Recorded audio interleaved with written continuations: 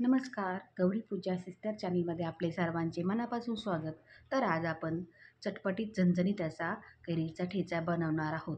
तर चला सुरुवात करूया. इथे मी एक कैरी घेतलेली आहे स्वच्छ धुवून. ती किसून साल काढून किसून घ्यायची आहे. इकडे तवा तापायला ठेवला आहे आणि त्यावर मूठभर शेंगदाणे भाजायला घेतलेले आहे.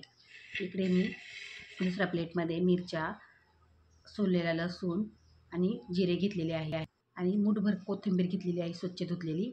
आता इकडे आपले शेंगदाणे भाजत आलेले आहे. ते शेंगदाण्यात आपण काढून घेऊया आणि त्याच तव्यावर आपण जिरे भाजून घेऊ. थोडेसे, जास्त नाही भाजायचे, थोडेसेच भाजायचे आहे. तर जिरे भाजलेले आहे जवळजवळ आपले. आता ते काढून घेऊया. आता जिरे भाजलेले आहे. त्याच तव्यावर आपण मिरच्या भाजण्यासाठी टाकून देऊ.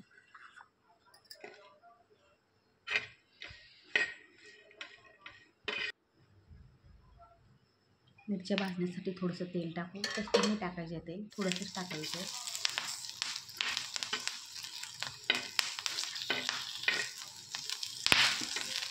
आता आपल्या मिरच्यांना जवळजवळ दाट कडक आलेले आहे. बघू शकता. अजून थोडा वेळ आपण भाजून घेऊ.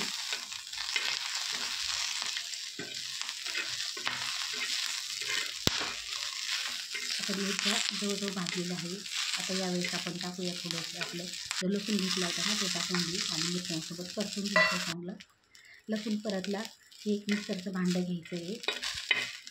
मिक्सरच्या भांड्यामध्ये आपण सोललेली कैरी होती ना, ती किसून घेतलेली आहे, साल काढून घेतलेली.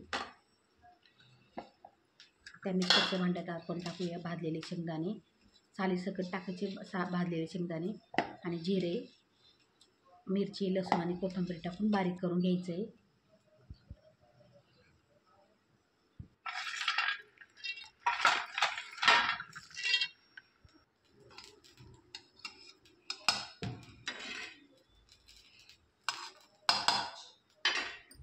आणि चवीनुसार मीठ टाकायचं आहे.